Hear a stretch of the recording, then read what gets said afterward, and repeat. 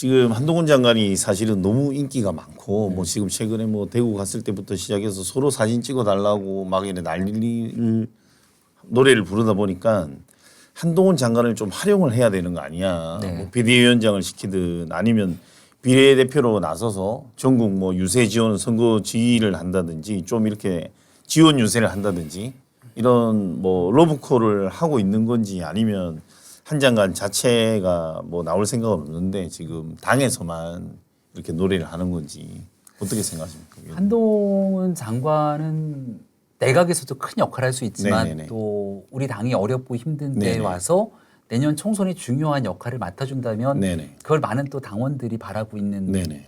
당원뿐 아니라 국민들이 좀 나라가 잘 바라는 섰으면 것 좋겠다고 같더라고요. 생각하는 국민들이 네네. 바라는 길이라고 생각합니다. 네네. 그래서 한 장관이 국민의힘에 함께 합류해서 네. 총선을 치를 거라고 저는 생각을 하고 네네. 그런 기대감들을 한동훈 장관도 잘 알고 있기 때문에 네네네. 결단을 하지 네네. 않을까 생각을 하는데요. 네네. 그래서 그렇다면 어떤 길이 가장 최적이냐는 다 네네. 저마다 생각이 다릅니다. 그렇겠죠. 뭐 100점짜리 모범답안은 없으니까 그렇겠죠. 각자가 얘기하고 있는 대안들이 뭐가 맞을지를 이제 판단해야 될 텐데 네네. 저는 시종일관 비례대표보다는 네네네. 한동훈 장관이 서울, 경기, 인천에 121석 네네. 가장 많은 의석이 걸려있는 네. 우리 국민의힘은 거기서 의석을 손에 꼽을 정도로 네. 정말 절대 열세거든요. 그렇죠. 여기에 여기에 한동훈 장관이 분위기를 한번 제대로 불러일으킬 수 네네. 있는 역할을 하면 좋겠다라는 네네. 얘기를 하고 있고요. 네네. 왜냐하면 우리가 이제 전국에 253개 지역구가 네네네. 있습니다.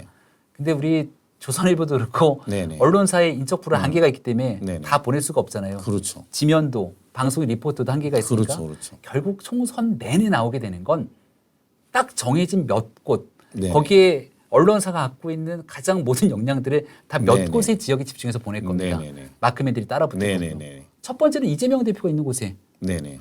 가겠죠. 네네. 그 원장관이 여기에 가서 이 한 포스트를 담당하겠다고 네네. 얘기를 한 게 아닌가 싶고요. 네네. 이게 과거에 보면은 2020년 총선 때 네네. 한 세 곳이 가장 격전지로 보도가 되면서 네. 전체 선거파세를 진두지휘합니다. 네네. 첫 번째 종로 네네. 황교안 대 네네. 이낙연. 네네. 그 결과가 어땠습니까? 여론조사 나올 때마다 판판이 깨지는 여론조사 나와요. 네네. 그럼 그 여론조사를 보면서 종로 하나만 타격이 있는 게 아니라 네네. 그 일대 전체가 대표 장수가 계속 깨지니까 네네. 분위기는 다운될 수밖에 없는 거 아닙니까? 그렇죠. 안 좋아졌죠. 그럼 다른 데는 어떨까 하고 고개를 돌려봐요. 한쪽을 돌리면 그쪽에는 당 대표가 있으면 당 대표당 원내대표 아닙니까? 네네. 직전까지 원내대표였던 나경원 전 원내대표였던 네네. 동작. 여기는 이제 초선 무명의 이수진 네네. 판사가 나와갖고 여성 대 네. 여성 대결이 붙는데 여기도 여론이 좋지가 않습니다. 음. 동작마저도. 네네. 그러니까 분위기는 강 남쪽까지 다운이 될 수밖에 없고 마지막 포스트가 광진을이었어요. 오세훈 서울시장도 대권 주자로 불렸던 거물인데 네네. 오세훈 서울시장이 나왔는데 청와대 대변인 하다는 고민정 의원이랑 붙었을 때 네네. 여론조사가 다운되게 나오니까 서울 선거가 그 다음부터 완전히 예 전락해버렸네요. 완전히 이제 그 네네. 어려워지는 상황을 겪게 된 거죠.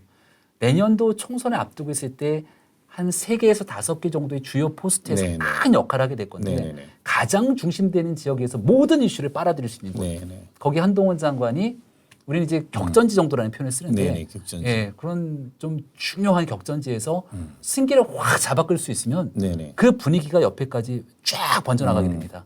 그렇죠. 네. 연일 보도되는 건 그걸 보도하거든요. 네네네. 네. 그 역할을 해줬으면 좋겠다라고 전 시종일관 네네네. 생각하는데 뭐 일각에서는 비례대표를 얘기하시는 분들도 있어요. 네네. 전국 선거를 진두지휘해야 한다.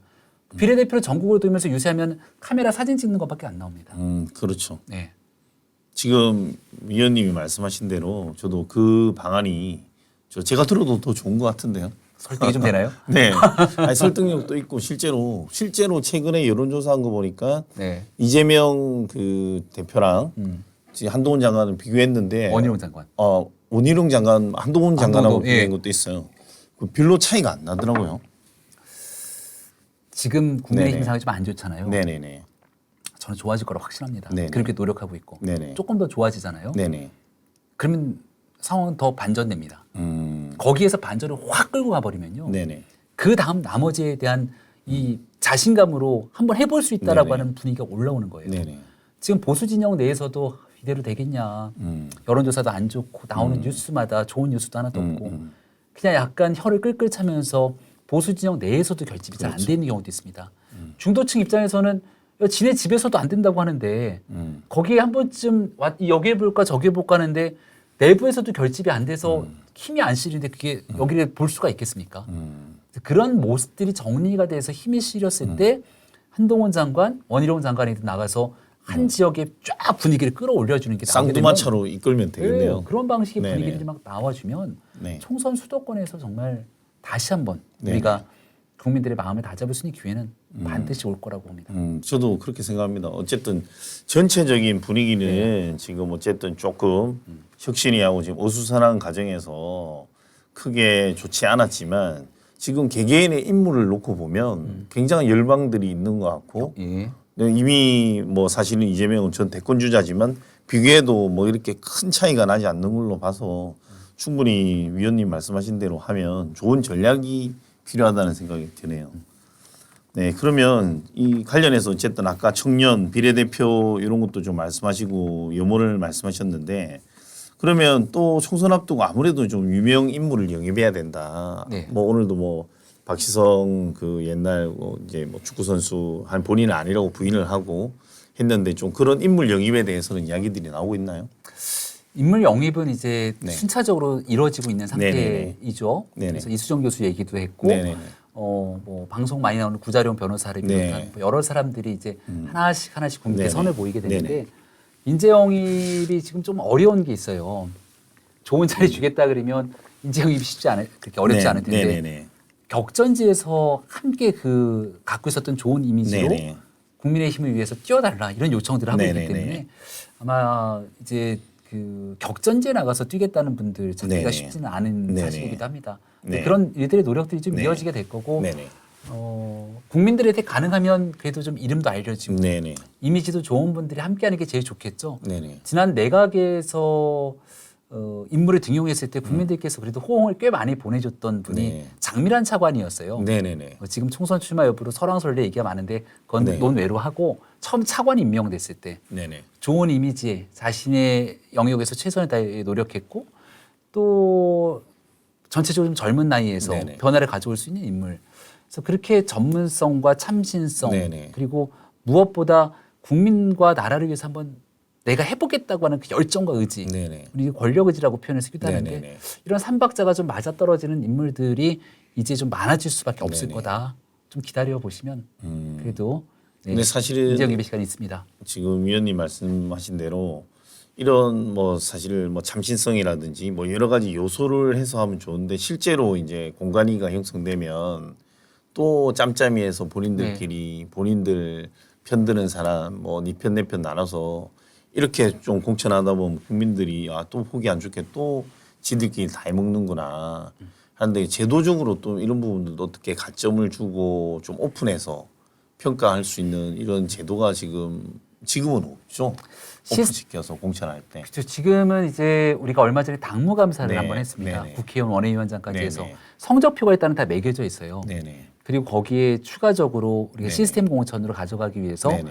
각 지역에 대한 여론조사를 또 돌리지 않겠습니까? 네네네. 그럼 여론조사를 통해서 이 사람이 어느 정도 인지도가 있는지, 네. 이 사람에 대한 비호감도는 어느 정도인지, 네네. 이 사람이 당선 가능성이 있겠는지가 객관적인 데이터가 네네. 나오죠. 그리고 그간에 해왔던 세평 등을 다 결합해서 이제 공천 과정들이 네. 진행이 되려고 노력을 하는데요. 네네. 근데 그런 시스템을 만들어도 국민들께서는 사람을 보고 판단할 겁니다. 네네. 이 사람의 걸어온 길이 과연 이런 시스템에 잘 적용할 건지 말로만 시스템에 내어놓고 뒤에서 밀실에서 엉뚱한 짓들을 하는 건 아닌지 네네. 이런 의구심들이 역대 총선을 통해서 가져왔기 때문에 다 네네. 있는 거잖아요. 네네. 근데 우리는 지난 2020년 총선 때 그 네. 당시 김영호 위원장이 이끌었던 공천관리위원회가 네. 이른바 호떡 공천 네. 넣었다 뺐다가 막 그때 뭐 예. 굉장히 악평을 받았죠. 정말 그 당시에 공천 파동들이 불러일으키면서 서울 수도권의 지지율이 급전직하 떨어졌던 네네. 모습들이 아직도 눈에 선하게 네네네. 보입니다. 근데 그런 트라우마를 다 안고 있어서 네. 이번에는 한 사람이 독단적으로 그 권한 행사할 수 없도록 네네. 여러 균형과 견제 장치를 아마 만들기 위한 노력이 있을 네네. 거고 이번 총선만큼은 그 제1의 대원칙은 네네. 딱 하나입니다. 네네. 무조건 이길 수 있는 경쟁력 있는 후보. 네. 상대 후보와 맞붙어서 네네. 내 사람이든 음. 그동안 누군가에게 비판적으로 네네. 막 대립각을 세워왔다고 네네. 해서 관계가 조금 멀어져 있던 사람이든 네네. 이길 수 있는 사람을 중심으로 네네. 뭐 그 사람의 도덕적 기준에 대한 기본적인 역량 검증은 돼야겠지만 네네.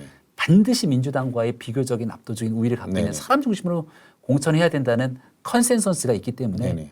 이번 총선 공천은 한번 좀 지켜보셔도 좋겠다. 네. 생각합니다. 앞서 또 민주당 탈당했지만 그 이상민 의원도 네. 지금 사실은 어찌 보면 국힘한테는 열세 지역이었던 대전 쪽에서 또 좋은 카드가 될 수 있다. 유성에서 예. 네네. 입당하신다 이런 말씀이 있던데 또 그것도 뭐 진전이 있나요?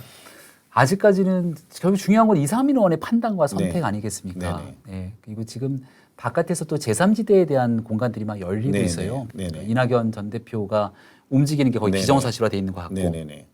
금태섭 의원이 이미 기존에 기둥을 박아놓고 네네. 있고 그럼 그 공간이 어떻게 열리는지 따라서 약간 정권에 대한 네. 이 정치권에 대한 이 움직임들이 좀 빨라질 텐데 그러니까 네네. 이상민 의원도 고심이 있겠죠. 하지만 이상민 의원이 국민의힘의 입당도 선택지 안에 넣어두고 있는 것처럼 네네네. 민주당과는 도저히 함께하지 못하는 정당으로 아예 찍어낸 것 아닙니까? 네네네. 예, 그래서 이런 분들이 국민의힘에 더 폭넓게 들어올 수 있는 공간들 앞으로 네. 많이 열고 네네. 그게 지난달 얘기했던 또 슈퍼 빅텐트를 네네네. 공정과 상식, 국민의 눈높이에 맞춰서 네네. 함께 가져가겠다는 네. 의지의 일환이기도 하다 이렇게 네. 생각합니다. 네. 기대가 됩니다.